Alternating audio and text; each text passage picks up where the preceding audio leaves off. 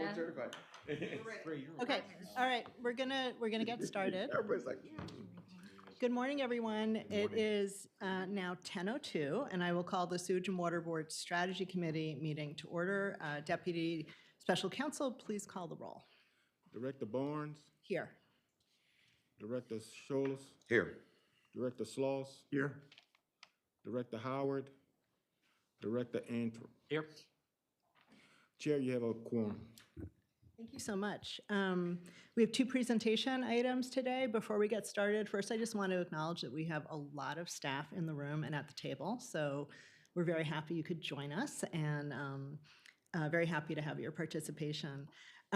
Before we get started with our presentations, I wanted to reintroduce to this committee Jamie Parker, who joined us, I think, the last time we met, which was some time ago, when Jamie had just started here at as Director of Planning and Strategy, and didn't even come to the table yet because she didn't have, a lot to say at that time. But I asked her just to say a few words about what she's been working on and any observations that are relevant to this committee, and that we're excited to have you and really look forward to having our productive strategy committee meetings back again.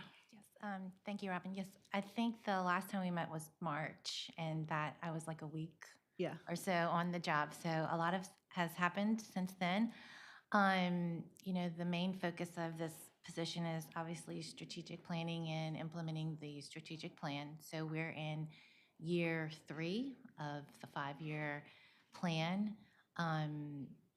We met recently in August. There was a workshop with all of the executive leads and staff where we looked at where we stand in 2024 in terms of implementing our priorities and the work that's remains for towards the end of the year.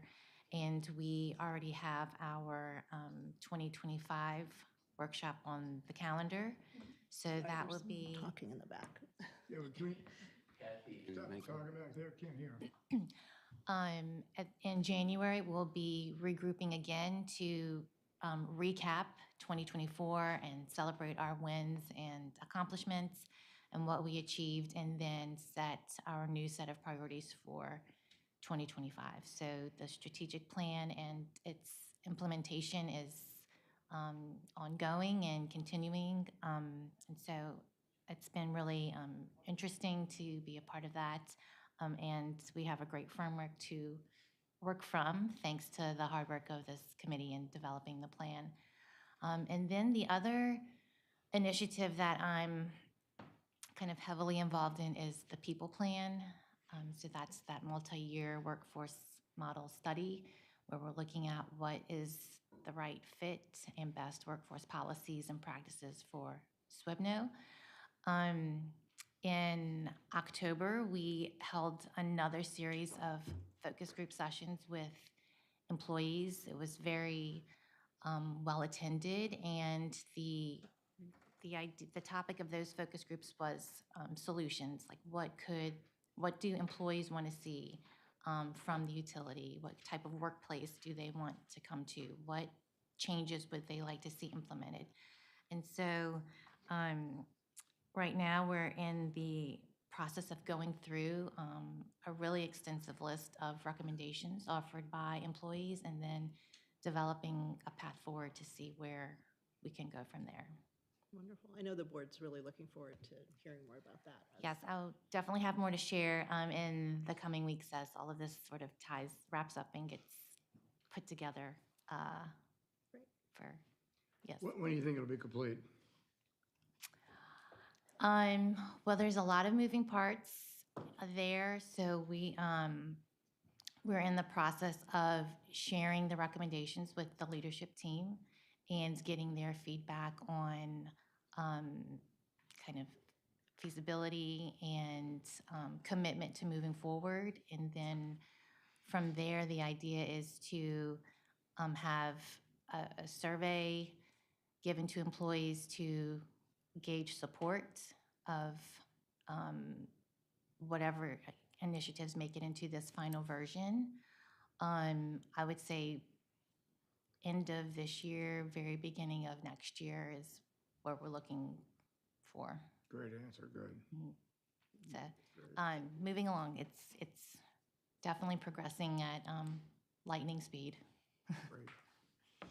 May I just to kind of close maybe the timeline, extending beyond the survey and gauging whether we have support from our employees is obviously biggest driver is the legislative session next year. And obviously, if we have the support and we're going to move forward, that's the critical piece. What it looks like, what it's going to take to get approval for us to move forward with creating, in full what that model looks like, and then bring it to you for final approval with a significant timeline or timetable associated with it. So very exciting, and we're cramming a lot of things to make sure that we hit that session if we're favorable.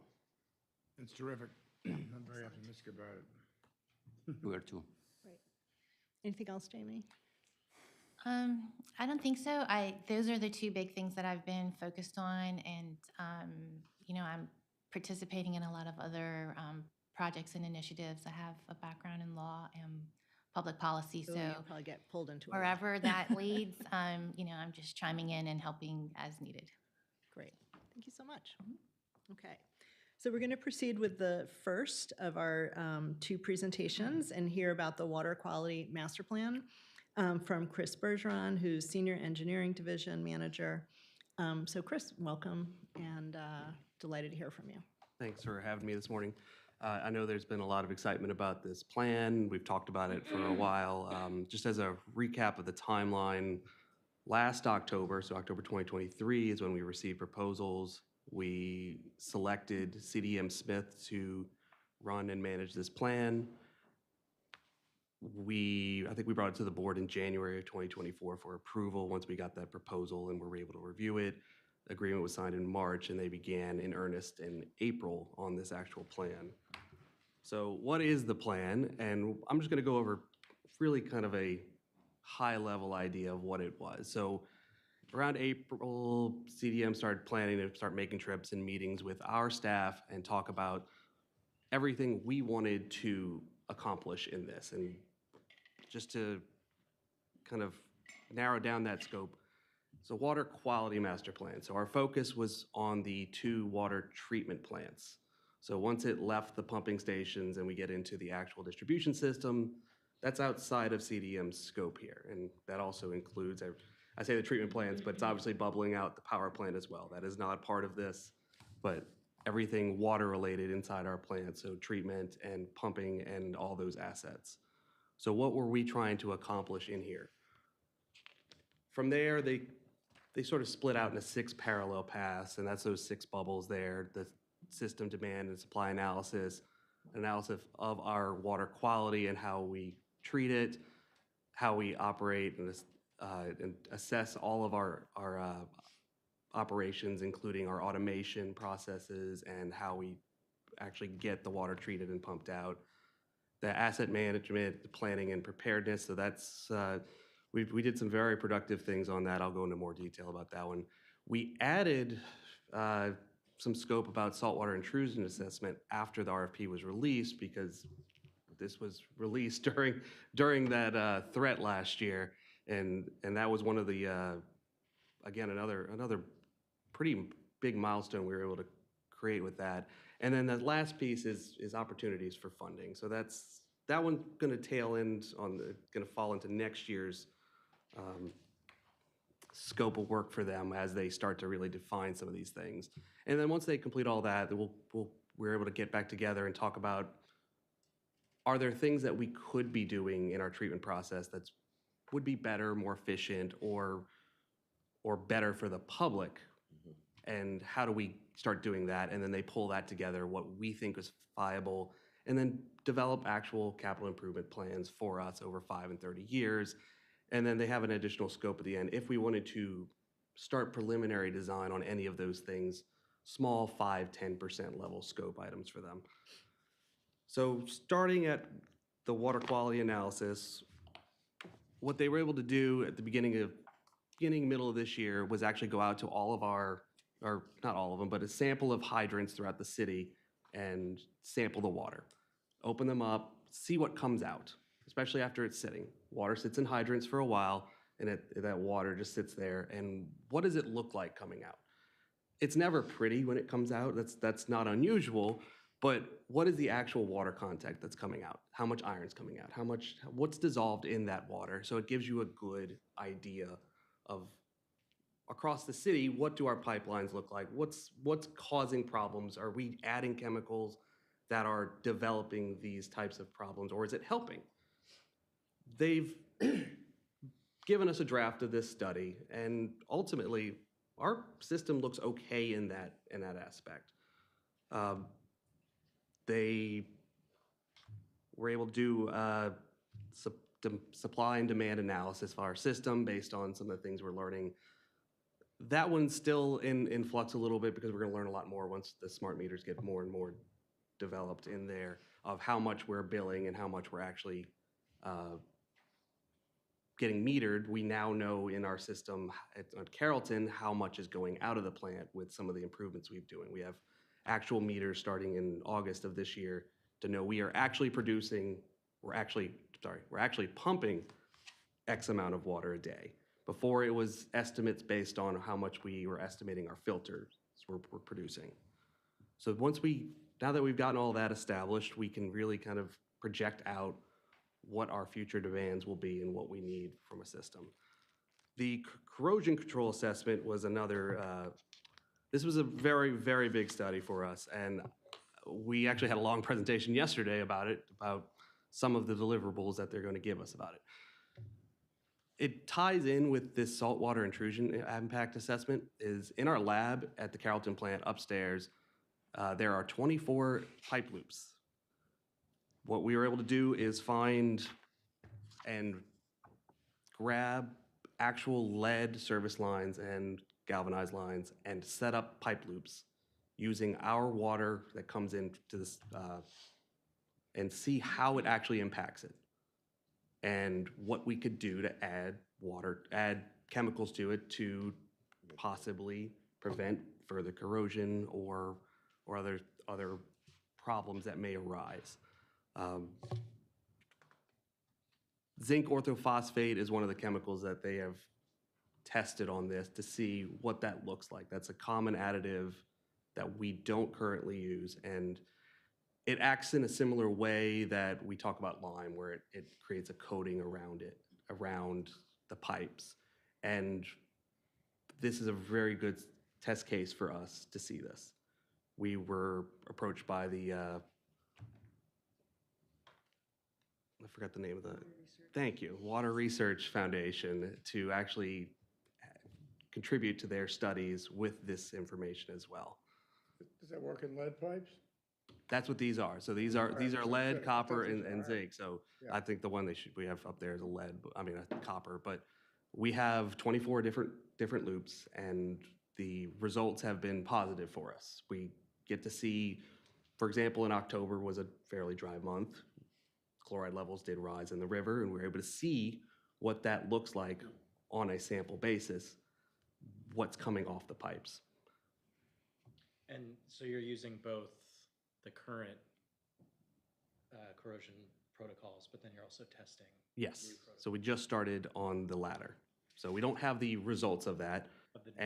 But if we do decide to make some changes to our treatment processes, this will have a several month jump start on us to see what that looks like. But do we have preliminary findings on the existing?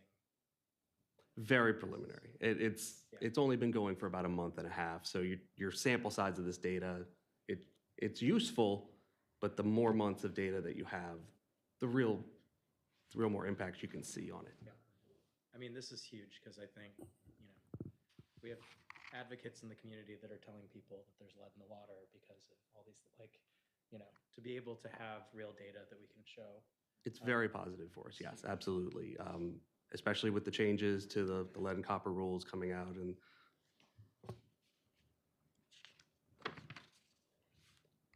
one of the other goals here was the treatment operations and assessment optimization. They've done jar tests, and for other parts of the treatment process, what can we do? Can we reduce our lime dosage that goes in the water by putting other chemicals in to offset that pH imbalance? Things like that. The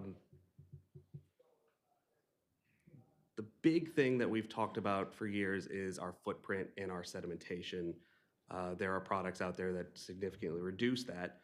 And what they've been able to do is weigh these against each other and see what is the most optimal path forward for us. Is it the traditional sedimentation process that we use now? Is it this other product that uses a smaller footprint, but may have higher operational costs, may have more complicated maintenance?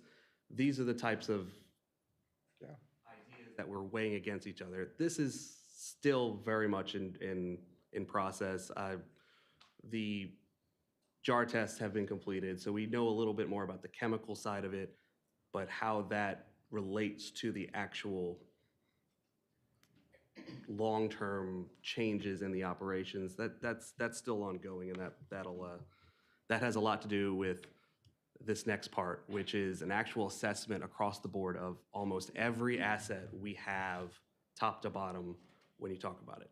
So this is a series of workshops that CDM Smith has been having with us, and they've been very productive. So this looks like a lot of noise, I understand that, but what they breaks down to is we weighted all those categories between the safety, public health safety, regulatory compliance, and said, how important is that? And then we go through every asset potential failure. So what happens if the bearing fails on this? How big of an impact is it? How dangerous is it to replace? And then we go through all that, and that's for one part of the treatment process. Then we go to the next treatment process, and we talk about all of those assets. It's a very, very long process to talk about and work out. And ultimately, what it builds out, and we've only had one set of workshops, but it builds this matrix on the right side. And it helps you visualize how frequent things happen and how impactful it is. So that top right red bubble is the larger the bubble is how many different assets we have that are in that part of the zone. So we have a lot on the bottom left, which is good. We have a lot on the top right. That's not great. And so we build this into a future improvement plan of saying, if we can move some of those to the bottom left with an investment that costs X number of dollars, what are you getting in return on that? So that's the next step of this after this is done. So question. Yes. I understand how we change the probability. Would we change the impact by saying, making if it happened, it would happen to a smaller patch of our equipment, or just, I'm not quite conceptualizing. Potentially changing the technology in and of itself. Got it. Okay. So safety is a large part of a lot of these impacts. So if there is something that may fail frequently, it's not hard to fix, but it's dangerous to fix, that score goes way up on the impact, just because we don't want our employees doing something that's potentially unsafe on a frequent basis. Okay. So it's all those different categories weighed against each other. This is a tool that I'm hopeful that we can build out on our own and start doing with other systems as well. So this was isolated just to water quality, water treatment processes and pumping. The most positive thing I have to say about it is we've had operators and electricians and mechanics sitting in a conference room for 4 hours, and they walked out of there not saying it was a waste of time. They thought it was a good use of their time, and that's probably the biggest compliment we can give. It helps visualize. We all know these things. We all know this fails a lot, and it's expensive, and if it does fail, it's going to be a huge problem. But when you can visualize it and really start looking at it as a way I can tackle this, or I can change this. If I change this one thing, maybe that'll make the whole series go a little bit smoother. So once we compile all these things together, there's this series of workshops that we're going to have with CDM so they can kind of finalize their plan. We get into this these weights, similar to what we were just talking about with the actual assets, but then we talk about it from the idea of the entire process. Where can you make things more cost effective, but you want the water quality to have just as much of an impact? We haven't really gotten to this point yet, just because those other, I'm gonna call it those 6 bubbles at the beginning, those are still in process. So this is a future task for us. And then we build all of this into, like I said, actual 5 and 30-year capital improvements plans, and it uses those criteria to help us move into those actual plans. We're hopeful, I'm hopeful that all of this does end up materializing by next September, which would allow us to build it into our capital budget in 2025. We've stressed to CDM Smith that's very important for us, because if we... Six, huh? Yes, thank you. Years. Because if we do miss that deadline, it really does get pushed back a whole year. It doesn't impact us in that dramatic of a factor, but it's still important to, the sooner you get it, that's 1 full year that you can't really look at it in a long-term approach.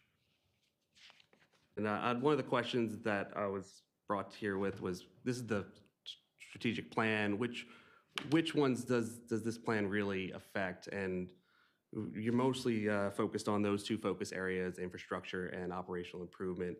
And really the operational improvement, I highlighted that one just because of the safety. It really does highlight how many repairs and failures we have that put our employees in less than desirable positions to fix. When we have a treatment plant that is 100 years old, a lot of those things weren't designed 100 years ago with safety in mind.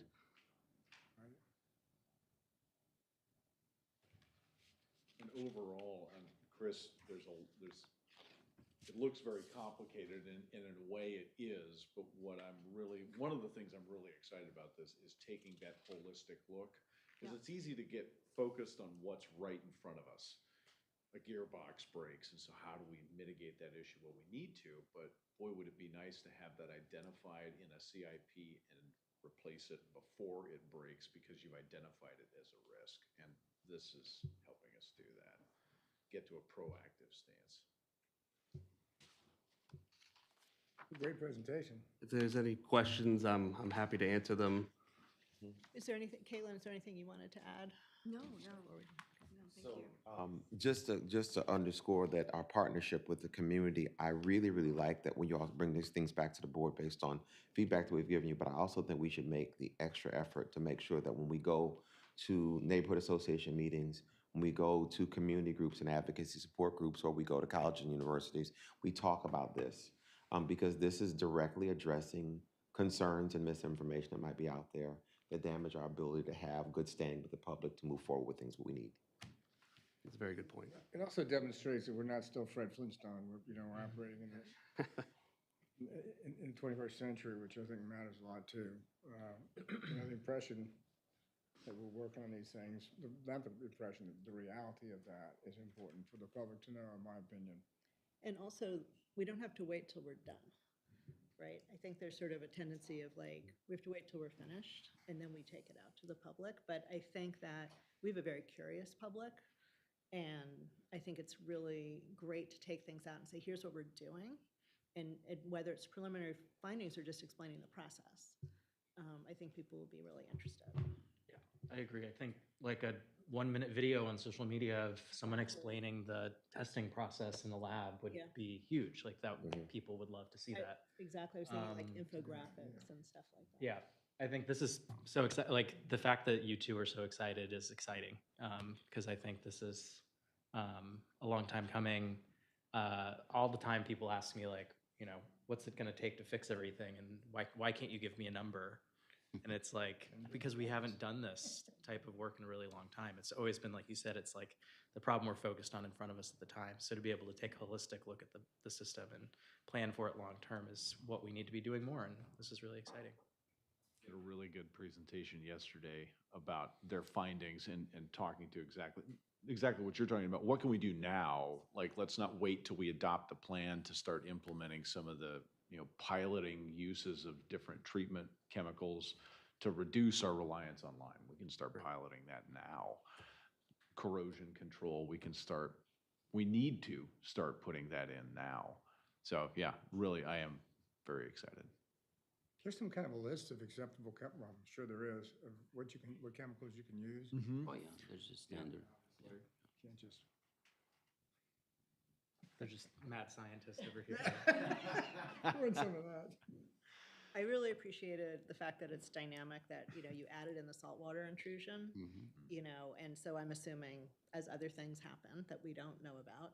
The saltwater actually, it had a double benefit just because it did allow us to do the pipe loops and really expand that. Right. The pipe loops were never, they weren't new to it. It was just it expanded our thought process on what we can do with it. Because once we get some of these, some of this data established and some of the loops, we will actually start increasing the chloride levels, seeing what that looks like, and seeing some of the consequences that we may not have thought of on those types of lines ahead of time.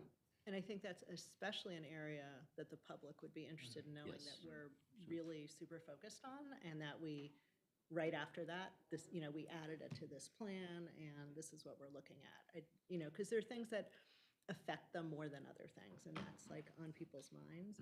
I also really love the risk matrix, because I feel like as a board, that's something we can watch. I like that as It's well. it's like a bit of a dashboard in a way, where we can, as you kind of get through this, see what our risk looks like and see how that shifts maybe over time. I made sure to get that on this presentation because I really was a big fan of it, and I want to try and pull that out of just from the treatment plans and see if it's viable for our drainage pumping and our sewage pumping and treatment facilities. And just the quality of the presentation was very beautiful. Thank you. Right. Help. What is the current saltwater plan? If the wedge comes back, As of right now, we still stand with the same piping or barging on the West Bank. We've continued to move forward with permitting with the Corps of Engineers. That's still going on in the background. it's a running pipe up to St. Charles, we have some line up there. Um, Is that a permanent? I know it's a. it's very- not It would be a permanent. temporary solution. We've talked about how expensive that pipeline is, but as of right now, with the amount of water that we need to mix at that Carrollton facility, that's one of the few options we have available to us.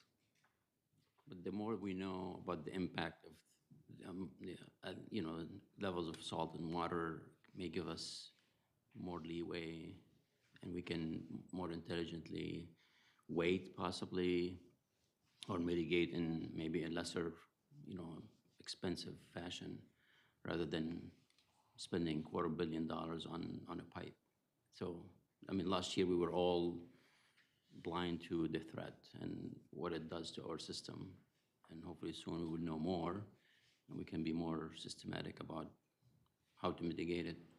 So, Yeah, I think having the data will be really important in a future scenario, because, last year it was like, well, we don't know. we think this is the case, but there's been no real study Right. of the impacts of salt on lead with our current process. So to have that data is really useful, and I'm really glad you're partnering with the Water Research Foundation, because I think that also lends us a lot of credibility versus if we just kind of did it on our own.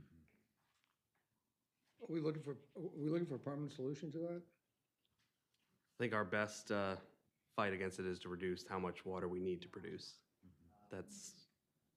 If we can bring that number far down, that opens up the options for us. So again, that's a message, right? That's a Yes. communications message that I think is really important.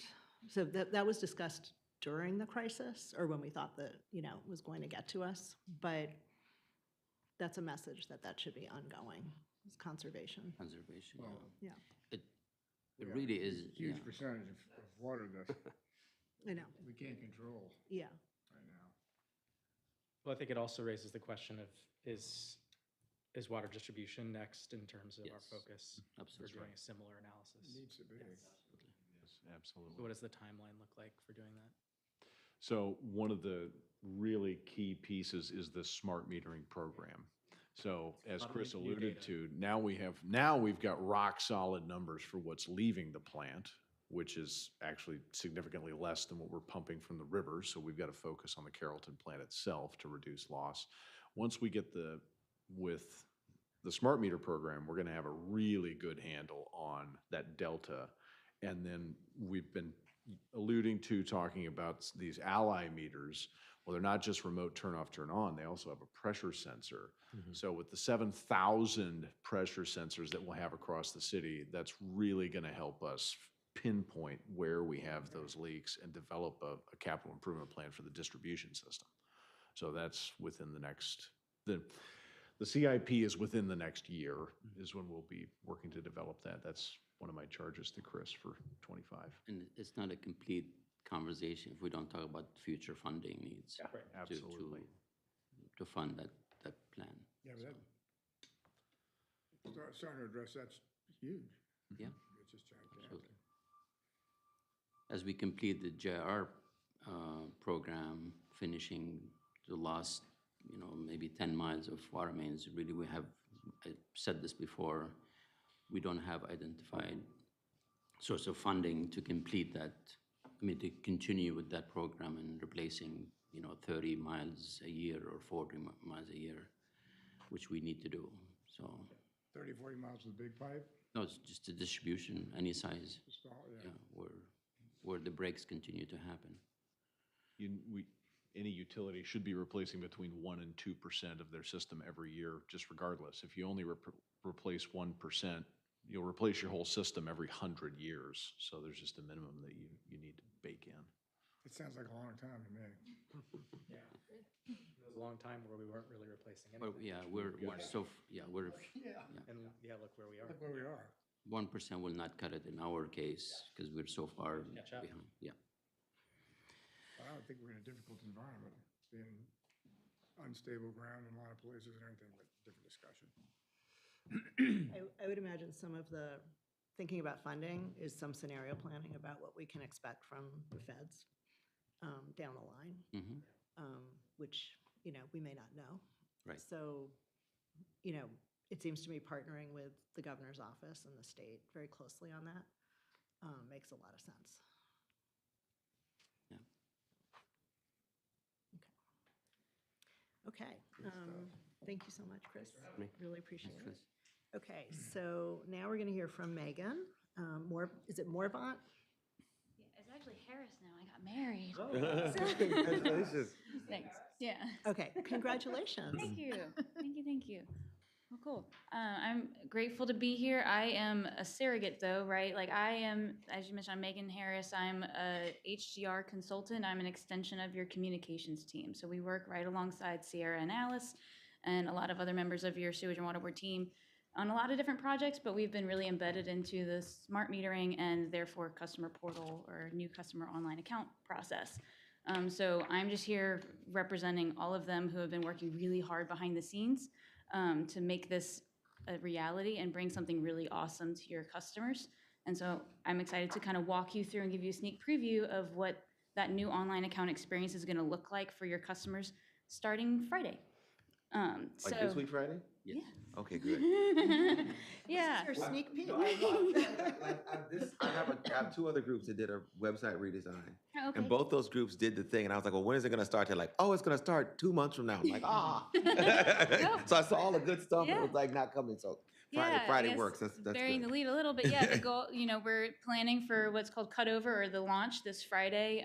We have the plan scheduled for that morning, and barring, everything goes well, it'll be by Friday afternoon. This will be the, new portal will be turned on and it'll be accessible to everybody. So I'm excited to kind of walk you through what that looks like.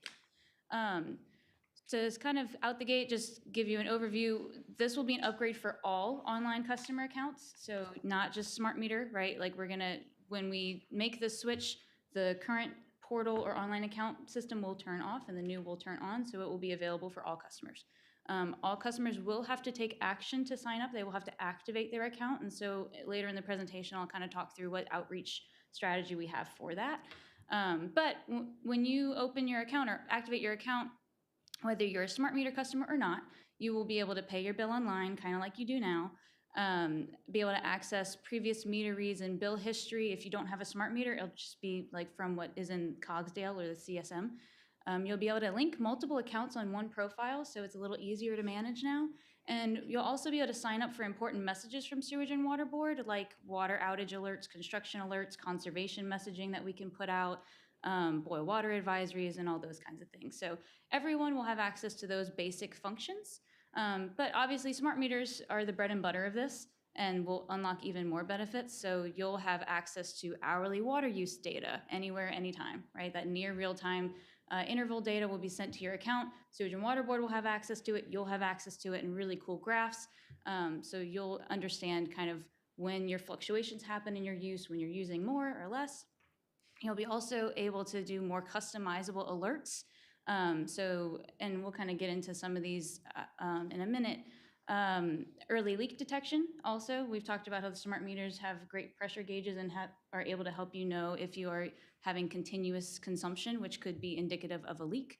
And all of these tools are going to help people better understand their water use habits and learn how their water use impacts their bill, which has been a really hard message for us to share in the past few years. Just high level, this platform that y'all have invested in is going to be kind of three pieces in one. It's got the customer side, right? It's got the management portal side is what it's called. That is what the customer service reps are really going to be able to have access to, and your communications team is going to have access to. And then there's a data side. It's currently called VxSmart. That's where all the detailed data kind of lives. So it's this really cool mixing of three different platforms in one. So your customer service reps, like I mentioned, are going to have access to a management portal. I have a couple screenshots to show you what they will see on their end, and then we'll dive into the customer side. This is kind of the login page. When they log in, they'll be able to see this screen where they can search for a customer's profile. These are places where they can search for customers who have a online profile, right? They've activated their new account. If someone hasn't activated their account, there's still ways through the back-end data side where they can look at any customer, right? But this is, so once someone has created their account, I can look them up by username or email address or their account number. They will populate, and then there's a couple buttons on the side where I'll be able to edit their profile in some ways by sending them maybe a password reset or helping them update their email. I will be able to send them messages directly. So there's an inbox on each side of this platform where we can send messages directly to customers. There's also a really cool tool called Proxy Login. This is where your customer service rep is actually going to be able to see exactly what the customer sees on their own screen. So I'm actually going to have, one more piece, Message Center. This is kind of showing that inbox, right? So this is on the management portal side. Yeah. I assume customers can perform a password reset on their own without having to call you. They can. This is, that would be like if they've locked themselves out of the account. It does have, if you try 5 or 10 times and it's wrong, it'll lock you out for about 15 minutes. And so if you wanted to call and have us help, we could do that. But they can reset on their own or do forgot password. Recognition to log you in, or do you have to type it in? It does not have the facial recognition or two-factor authentication every time you log in. It does require when you sign up for you to verify your email address as a two-factor authentication, but for when we are logging in day-to-day, it doesn't. But I'd love to give you kind of a preview. I got Kathy back here if she's gonna be my, yeah. So what we're gonna show you is the production environment side. It is not live yet. And Kathy's gonna help kind of walk through what, I think we're gonna show you what it takes to sign up for an account. But this is what the login page will look like. Once we go live Friday, you sign in or you go to swbno.org. There's a My Account button in the top. When you click that, it'll direct you here. There's a little message to explain what people need to sign in. And when you create click Create a Profile, it opens up a form. Customers will need their account number. They can set up any username they'd like. It does not have to match their previous login credentials. They'll need their last name, or if you're like a company or like a business, you'll need your company name as seen on your bill. So last name or company name as seen on your bill, a preferred email address, and then a password. Again, any password you'd like. It does not have to match your previous login credentials. And then the one other field that isn't in the screen right now is the other way that we're verifying your account is by your service address, like house number. And so Kathy is, again, this takes 5 minutes if you've got your most recent bill and can just pull all of this information easily into this form.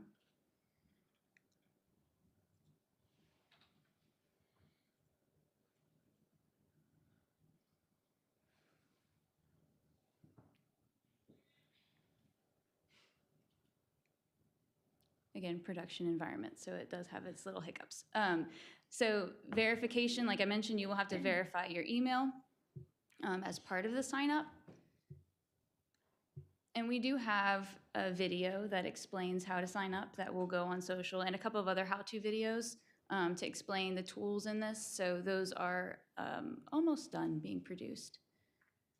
So once you've created your account, easy enough, you go click account login and it'll redirect you, and then you're able to just log in, and from here you'll be able to save your password and it's all good. So like I mentioned, all customers will have to go through this process of activating their account, but it's not a super hard process. And to make it easy, we didn't transfer over any of their old login credentials. You can pick anything new you want, and there you go. So this is what you'll see when you log in. There's an account summary page that gives you an overview of kind of where you are from a billing stance. And they have, for residential customers, this My Water score that is based on some aggregate data, and then eventually your own data to kind of help you understand where you are as far as how much water you're using. And it does include some tips and tricks on ways to conserve water or better, make your water use more efficient. There's some graphs that you can compare your usage to previous months, and then there's even more tools on the side. So Kathy's showing you the billing side. You can click in. You'll be able to see your billing history. Again, if you don't have a smart meter, you will have this. It just will pull like our manual reads from CSM, right? And then eventually when you get a smart meter, it'll have the more up-to-date information. And then similarly, you can see your usage history. This, again, pulls from manual reads for now for anyone without a smart meter. Kathy, do you have a smart meter on this account? I think so, but I think it was just installed, so we Okay. probably don't have the connection yet. Okay, can we try understand usage and see what that shows us? This is where if you have a smart meter, you will have access to really awesome graphs that show you that hourly interval data, like, to the hour. Yeah, so if we you'll click. be able to say, oh, that's when the kids were home. Yeah, so if you click day in the top of that graph, let's see how much it has yet. Yeah, so since yours was still installed or just installed, it's kind of calibrating, but you would have to the hour, right, how much water you used and when. So, I had people over this day and, or I know I watered my lawn for these hours and I had this much water use and then it dropped off, right? If you were to have a leak though, it would tell you in this graph, right? It would show you orange of how much was continuous use and for how long. And there's actually some different notification options that we can go through to and show you. But there's other different graphs that show you like, how does your water use compared to seasonal? Like how much precipitation there is in the area, right? So are you using more or less water depending on what the weather looks like? I think for residential customers, one of the last graphs too is it kind of guesstimates how you're using your water, like or is it your dishwasher or irrigation, and then it can give you some different tools or recommendations on how to improve your water use and make it more efficient or conserve water. There is, along the left menu, payments. Again, this is pretty similar to the experience that people have now. As far as payments, again, we didn't transfer over any historical data as far as payment information to protect people's data, so they will have to add their payment information in. But you can make your payments, set up auto pay, set up e-bill or paperless billing, and have all of that here in this platform as well.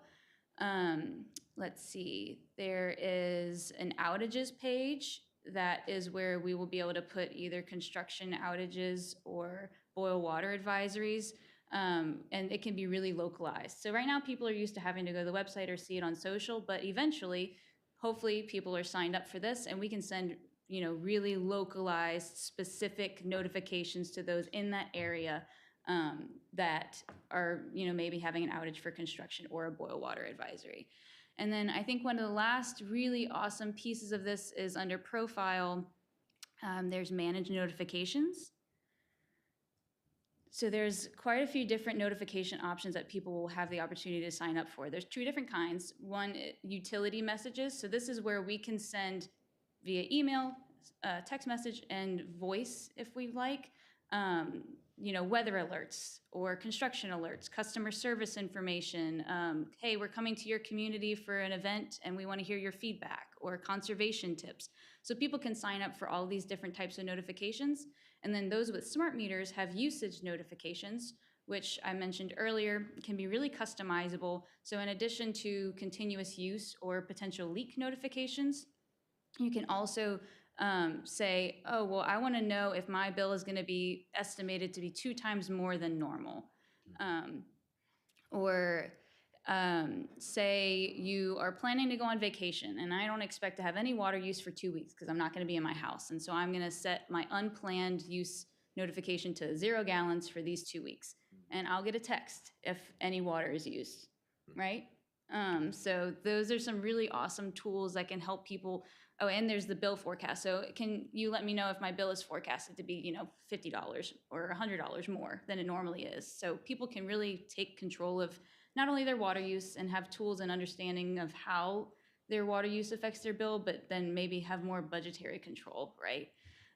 So I guess very quick overview of all the tools in here. Do you have any questions before I kind of get into how we're Sure. I have sharing one. information about it? So sometimes you have to show a utility bill to prove, like to open up a bank account or something like that. How do you, where do you go on here? Yeah, so if you show were to this go is into me? billing history, So it actually doesn't tie to Invoice Cloud yet. okay, So what's gonna happen is there's an Invoice Cloud iframe that lives within this. Because we're not live yet, we're not connected to their production. But what you'll do when you click the billing is it'll give you all of your bills and you'll just click one and it'll open basically a PDF on your screen. And you can use So, that. yeah, it's been Okay. tested, but we can't do that until, because this is production. Okay. And Invoice Cloud is still technically in production with our current portal. So Okay. we can't connect those things till Friday. Is there a transition time where both portals are? no, so we will turn, we will turn, like Friday, the whole thing will go under maintenance, and I guess Kathy, if you can 6 a.m. go back to the presentation, we have some of the messaging we have planned and have already sent. So Friday, at 6 a.m., we'll go under maintenance mode, so no one will be able to access the payment system, right, whether it's current or new. And when we go through all the checklists of like to turn on the new thing and turn off the old thing, it will be, once we're done, cutover's complete, we'll have switched over. So there's no there's no way for us to keep both of them going simultaneously, so it will be an immediate switch. Let's see. So I guess before I get to kind of how we're talking about that transition to customers, we've done some work with Lucky Dicky over in customer service training and making sure that she's preparing all of the customer service reps. So they've done in-person trainings in small groups starting back in October. We've also done this online module that you can see a screenshot at the beginning here, to where, it's a repeat asynchronous they can do on their own time training module to refresh their brains on everything they learned in in-person training. And then we've provided them with frequently asked questions and talking points. That way they can help customers on the phone. As far as outreach strategy, we've already started this communication pre-launch to people who have and use the online system currently. So any existing people who pay their bill online, have e-bill or paperless bill or auto pay. On Friday, we sent them a notice letting them know, hey, starting November 15th, there's going to be a change. And there's actually been a message on the existing portal for a few weeks now, letting them know this is coming. But Friday, we sent them an email letting them know they will have to activate their new account and that they will have to add their payment information and update their preferences. We resent that to anyone who did not open it on Tuesday, yesterday. And so far, we've seen almost an 80% open rate. So of those 65,000 customers, 80% of them have opened and read this email. We are also sending them this information via letter. So hopefully anyone who didn't open the email will get a letter notification and open it. Texting? We have not texted them because we don't have phone numbers for all of these, or up-to-date phone numbers for many of these customers. So letter and email are, I fear I'm in that 20%. I probably need this. okay. I just reported I was just. like, I got it. Yeah. You said 65,000 you sent out? That we have emails for that we have sent to. Oh, yes. so the other, geez, whatever it is, 80,000 we don't have emails for? We don't have emails for all customers, no, or up-to-date emails. So we're starting with the ones that we have emails for, and those who have, pay their bill online with paperless bill, they have to give us an email in order to get their paperless bill. So we've at least started with that set of people.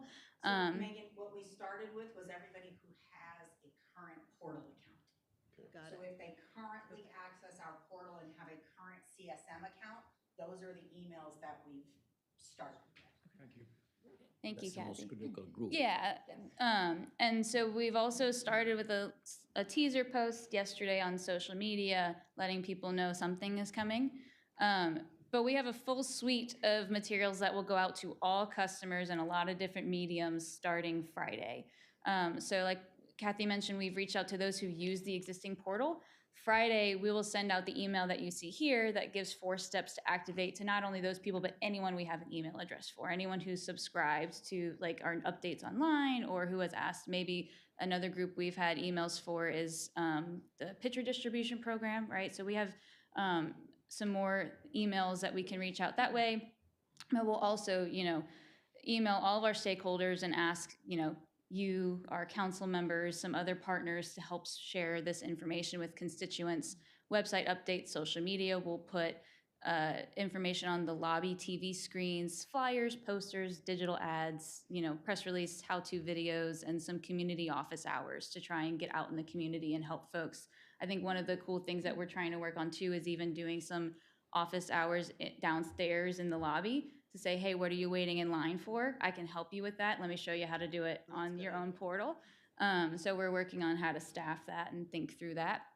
But we'll have a robust plan to get as many customers to sign up for this as we can, hopefully they all can see it as a really awesome tool, not only for us to communicate with them, but for them to communicate with us and understand their water use. Is there a challenge doing this with businesses just because the person that actually manages the payment may not be the person on the account or like I'm just Yeah, imagine- potentially. We do have, I think Susanna's team has a key accounts coordinator that is like working with those really big accounts that we're helping them make sure that they have all the information they need to help these customers. And so we'll make sure, and we'll work with them to think through that business community side too. And given we're doing this on a Friday, do we have customer service people working this weekend? Saturday. Yes. I don't know. Yes, sorry. Yes. Because otherwise I think there'd be a lot of frustration. Yeah, I mean, also if, the thought is that on a Friday, again, most people, if, you have auto pay, your, bill will auto pull, right? And you won't have to sign up. You have a whole month really before your next bill is due that we can communicate with you. A lot of other people, and depending on where you fall in the billing cycle, you may not touch the portal. And then you have a good number of customers who don't use the portal currently. They pay their bill in person or send a check. So, hopefully by the time, people are logging in, we will have communicated with them in some form or fashion through all these mediums. I wonder about flyers and posters, if we're gonna post them at places that use I think it's called Fidelity Express or whatever, where you can go pay your bill at a corner store. Yeah. If we can maybe go to those locations and put up posters, I think because I think those people end up paying an extra fee. Okay. That if they signed up online, they could avoid that fee. I don't know if the business owners want to give up that share of their Yeah. fee, but if they're willing to put up a poster, it might be a good place to reach people who are not. Yeah, I appreciate that. We'll add that to the list. Yeah. Cool. Any other questions or? Again, kudos to y'all's team and for y'all for investing in this tool. It's going to be really awesome for customers and we're super excited about it. And hopefully, if you don't mind, when we get to that point, that you're able to help us share this information with everybody as well. I don't know if it's premature, but since we have a board meeting next week, it would just be interesting to hear a few minutes, how's it going so far? we can do that. Great. Any other questions for We need to get sort of Megan like one of or- these TV reporters who shows you stuff like this. Yeah. To do it, you Well, I know. suppose that's the goal of the press release, right? Yeah, Is to I think we're working with Sierra to figure out the right sequencing of how do we then, once it's launched, maybe get on some morning shows or, start talking about this more publicly. I think we are trying to make sure we balance the communicating as much as we can, especially those key customers who pay their bill online, right? But also easing it in for our customer service reps so they're not overwhelmed with like a bunch of calls right off the bat. So trying to make sure we balance that out. Yeah.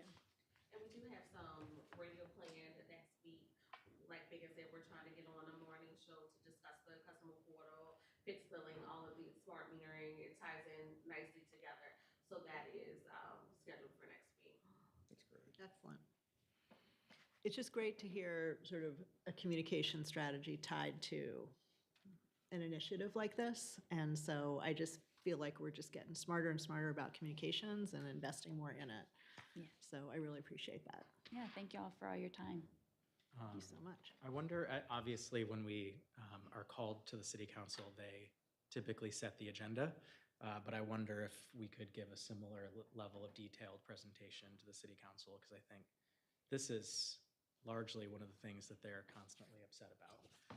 Is why can't we text customers? Why can't they get more data? Why can't they get a warning if they're going to get a crazy high bill? Like, Yeah. all these things are all being addressed by this tool. Yeah, we did have a time where we were going to present to at least the staffers of the council, but that was during budget weeks, and they said that they rescheduled because they said they were overzealous. So we need to reschedule that. We're and- gonna get that back on the books. They are aware that it's coming out. We did do some communications to council, to let them know that this initiative will be coming soon. So I think that's a great idea, excited. And then a public meeting version of it, like you were alluding to, would be great. We'll And- pursue that. If we can give them like, I don't know what it's called, but the thing that they can put on their social Yep. media, Yep. ready The to go. graphic, yes. Yeah, the graphic. Yes. Yeah, it's great. We are changing the cards that we do at every installation, so when they click that QR code, it's gonna prompt customers to sign up for the portal. So once this is live and the cutover goes well this Friday, which we're all excited about, that will be on all those postcards as well. Terrific. Sounds great. Great. Any other questions for Megan or anybody? The only last question I have about this is, have we, obviously we've put it together by now, what the email looks like monthly when you get your bill with the new portal? Because this has been a complaint of not just my own, but like a lot of my friends, that the current portal, when it sends you your email on a monthly basis, it literally looks like spam. Like it comes from an email address that's like bill@Swipno, Cogsdale, something, and the subject line is just like bill, and then it's just a link that says like click here. There's no data in it about like this has been for 8 years. It's looked like that, and all the time people are like, why can't this be fixed? So I'm sure you've already thought about this, of like what the new portal's doing. So maybe when you present it to the board, maybe adding that slide of like what does the email look like when a customer receives their bill. If it looks like that, I'm never opening You it. probably never. I mean, I literally got my bill last week, and I thought, oh, that looks like spam, and then it was like, nope, that's my sewage water board bill. I got to open that. Looks suspicious, you're It saying. looks very suspicious. It looks like a phishing attack. Who does it come from? I I get Well- do not reply. If you want, I can answer. yeah. So it actually comes, it's an internal web server we have here. So when we set up Cogsdale back in 2016, Invoice Cloud offered to do it. It was extremely expensive at that point to have them send out our e-bill notices. The reason it looks the way it looks is because it was set up on an internal web service just to send a quick notice, your bill is ready, please log in. That's not going to be the case, obviously, now. So Vertex One will take over sending those accounts, and Invoice Cloud will also send notices of new bills. But So that I web wanna find server my- is actually going I want away. to find my bill online. What's the domain that it comes from? In your email. Well, SWB. it actually, it comes from basically do not reply at swimno.org. That's what I get. Do not Do not reply. reply. You know, the email would be do not. The email address is do not reply because it's an internal Swimno email. Wait, my bill comes to me This is what, Well, so there's a couple of different emails you'll get. The first one is a notice your bill has been generated, and that's the one Tyler's talking about, where it basically says your bill is ready, please log in to see it. That one's a do not reply at SWIGNO.org. I think the sewage and water board. Yeah, I didn't need to know the, .org. I wanted to know what the domain was. It's It'd be the nice Sewage and to Water see Board what the new, website. the new email is gonna look like. Yeah. Yeah, I'm sure it's been thought of. I'm sure that, you know, you've taken care of it. Yeah, we'll pull I'm it. confident of that, but One last- I would like to see it. Yeah. One last question, because I just actually went on the old one to copy my account number. Mm. If you don't have paper, billing, find your account number. Here it is. You, so we'll have to think through that a little bit more. I think like Like, we, I wouldn't have known my account number. so your I don't sewage have- and water board account I number. don't Yeah. have paper Okay. billing anymore, so if the You old have no reference. website. Just to look at. Yes. Mm. Okay. So you're gonna get some calls about You have that. a paper bill from. Yeah, I assume if you call it, they'll give you your So- account I don't number. have a Yeah, paper we bill. have to verify who you are when you call, but yes. Okay. That's part of the training that we anticipate we will get calls from people who don't have access to that account number. Yeah, So they are prepared to have that, so we're gonna be providing that information to them for quick reference. yeah, that makes sense. Man, the account number is a big number. Mhm. It's like everybody on the planet could have a few of them. Take a screenshot of that. You're gonna need it. You're right, Everyone it look up disappeared your on me, isn't it? account right now. All right, I got it, thanks. That's what I did. Okay, thank you so much. We really appreciate it. Are there any, does anyone else have anything else they wanted to talk about? Okay. Are there any public comments? No public comments. Okay, then, if there are no other matters, I will entertain a motion to adjourn. So moved. Second? Any questions? All in favor? Aye. Motion carries. We are now adjourned. Thank you. Good meeting.